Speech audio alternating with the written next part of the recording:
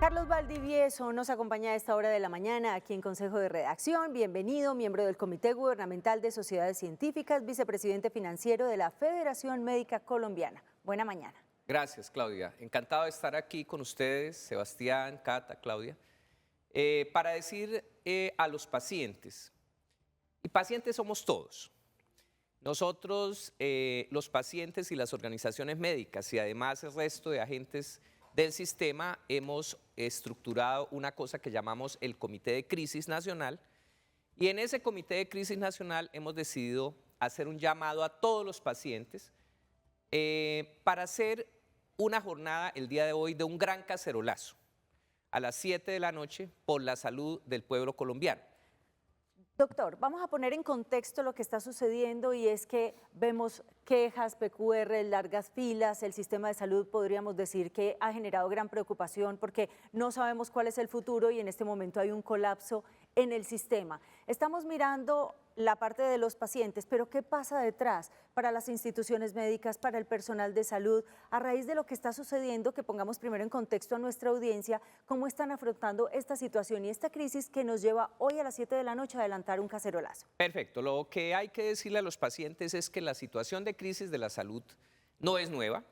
Recordemos que la Corte Constitucional en el 2008 emite la sentencia TC 760, que convierte la salud en un derecho fundamental.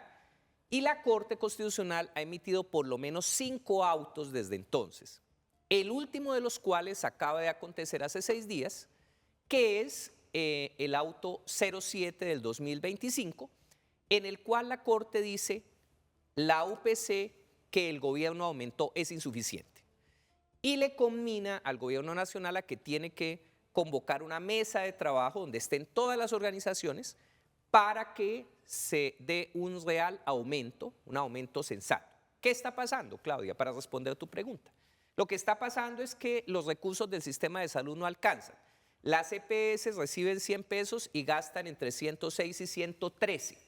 Entonces, queridos televidentes, una casa donde lo que se gasta no alcanza a ser cubierto por lo que ganamos, pues se va a pique y va a quebrar. Este gobierno, con su indolencia, con su inercia, con una actitud absolutamente, digamos, incomprensible, en la cual la situación financiera del sistema no es atendida por el gobierno. El gobierno ve que la situación es esta, con esta gravedad, y lo que hace es autistamente continuar en una reforma que no va a resolver los problemas de la salud del pueblo colombiano. Es que este es el problema. Ninguna reforma, Claudia, en este momento va a resolver los problemas de la salud del pueblo colombiano. ¿Por qué? Porque el problema no está en el sistema. Nosotros tuvimos corrupción en las EPS, desfalcos. Eso ya ha estado controlado en los últimos momentos, en el gobierno anterior y los anteriores, y esto a través de la vigilancia de la Superintendencia Nacional de Salud. ¿Cuál es el problema ahora? Que no hay recursos, es el problema. Entonces, Doctor, yo quisiera, y qué pena, le interrumpo ahí para que los televidentes entiendan un poco más este tema de la UPC. Lo que pasa es que es complejo que quizás para muchos televidentes poder entender por qué si todos aportamos al sistema de salud es insuficiente el incremento en la UPC si no todos se enferman al tiempo. Es una de las preguntas que nos hacen en redes sociales, entendiendo que esa UPC pues claramente va para atender esos pacientes que presentan alguna enfermedad. Entonces algunos televidentes dicen, bueno, pero si todos aportamos y no todos nos enfermamos, ¿por qué el dinero no alcanza? Para que la gente entienda por qué esa UPC es fundamental en la atención de todos los que se enferman. Primero, la UPC financia más del 97% de las atenciones que prestan las EPS y por lo tanto también las IPS.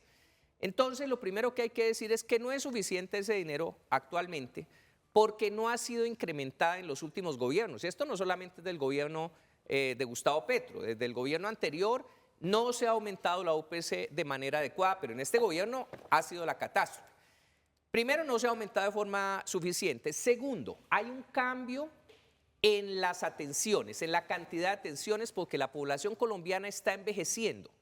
No es la misma población colombiana de cuando se generó la Ley 100, hace 30 años, un poco más de 30 años. En ese momento, la población colombiana no estaba envejecida como estamos ahora. somos una población que está envejeciendo y a más edad, más requerimientos de atención de salud. Entonces, la falacia y la mentira que se ha dicho de que con atención primaria, con promoción y prevención vamos a resolver el problema de salud del pueblo colombiano es absolutamente falso. Porque como la población se está envejeciendo, lo que requiere es atención efectiva. O sea, las personas necesitan cirugías, las personas necesitan medicamento. No es la misma población colombiana, como reitero, de hace 30 años y por lo tanto los requerimientos económicos son mayores porque las atenciones que tenemos que brindarle a las personas son mayores. ¿Qué estamos viendo ahorita? Hay pacientes muriendo en este momento en la unidad de cuidado intensivo porque los intensivistas no tienen los medicamentos que tenemos que darle a los pacientes. Eso es una realidad, lo saben todos los especialistas en cuidado intensivo que nos están asistiendo. Entonces, no hay medicamentos. Hay restricciones al uso de algunos medicamentos de forma clara porque no existen, o porque no están, o porque la IPS no tiene cómo comprarlos. Esta situación es insostenible. Este gobierno ha hecho oídos sordos a las necesidades financieras del sistema y ha hecho de la salud una moneda de cambio para sus aspiraciones electorales en las próximas elecciones. O sea, se ha convertido la salud para este gobierno en una cuestión ideológica, en donde no se resuelven los temas técnicos que las organizaciones médicas y también las organizaciones de pacientes y además otros agentes dentro del sistema le han alertado al gobierno. Doctor Carlos, estamos hablando de crisis, de reforma, de intervención. Precisamente le iba a preguntar sobre eso. El gobierno nacional ha intervenido varias EPS a través de la superintendencia. ¿Ha servido de algo? Si esto no funciona, entonces, ¿de qué nos tenemos que pegar los colombianos? ¿Hacia dónde va el sector salud? Las intervenciones de las EPS se dan o para administrarlas o para liquidarlas. Y la administración del gobierno ha sido desastrosa. El gobierno tiene en su mano más de 26 millones de personas a través de la intervención de EPS en su mano. O sea, el gobierno no puede decir que el problema es de las EPS en este momento porque el gobierno tiene en su mano 26 millones. Más de la mitad de la población colombiana está en las manos administradoras del gobierno. Y lo que hemos visto es un desmejoramiento de la atención. Lo que ha pasado es que es un gobierno que ha manejado de manera técnicamente inapropiada estas EPS que ha administrado. Entonces la situación, en lugar de mejorarse con la intervención, se empeora, como le consta a todos los pacientes que nos están asistiendo en Antioquia. Doctor, ya en Medellín, en Antioquia, ¿están cerrando algunas IPS, algunos centros médicos, centros hospitalarios? Claro, en particular unos que son demasiado importantes para los antioqueños, que son los hospitales públicos. En los hospitales públicos a los profesionales de la salud no se les pagan sus salarios. También en los privados. Tenemos Viva, por ejemplo, 1A, que es la principal IPS que atiende, por ejemplo, a 9 EPS. Y allá a los médicos no se les paga, se les acaba de pagar el mes de septiembre, para que la gente lo entienda. Entonces, esos médicos que están sin salario no pueden dar una buena atención. Pero también, como lo decía antes Claudia, faltan medicamentos. Entonces, la situación es de una crisis empeorada por el manejo inapropiado del gobierno nacional, que se ha empeñado en una ideología de que el sistema de salud regrese a aquellas épocas en las cuales el sistema de salud era una moneda de cambio política, en donde había un seguro social y entonces el presidente podía clientelistamente definir con quién se hacían los contratos y de esta manera manejar clientelistamente desde el punto de vista político el sistema de salud y los recursos del sistema. Doctor Valdivieso, todo ese contexto era necesario entonces para entender el por qué hoy a las 7 de la noche es este cacerolazo. Sí. Es a nivel nacional, quiénes están invitados, quiénes van a participar y qué se espera que pase después de ese cacerolazo. Listo, las organizaciones que hacemos parte del Comité de Crisis Nacional invitamos al cacerolazo.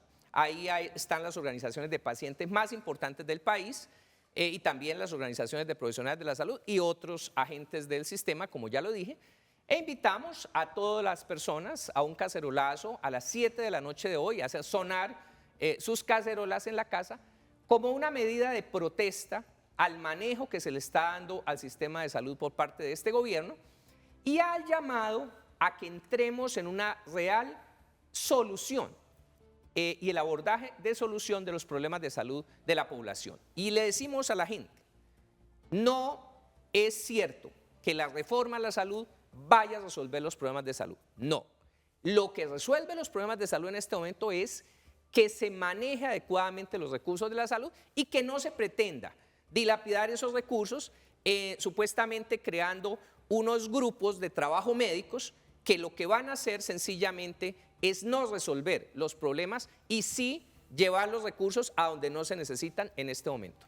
Muy bien, Carlos Valdivieso, que nos acompaña a esta hora de la mañana, tratando de entender un poco este panorama tan crítico de salud en el país. Estaremos muy atentos a lo que pase a las 7 de la noche y más adelante esperen ustedes porque vamos a seguir hablando de este tema y también explicarles muy bien qué es la UPC para que puedan entender esa reforma o el dinero que se va a asignar para cada uno de nosotros. Doctor Carlos, gracias por estar con nosotros. Encantado, muchas gracias.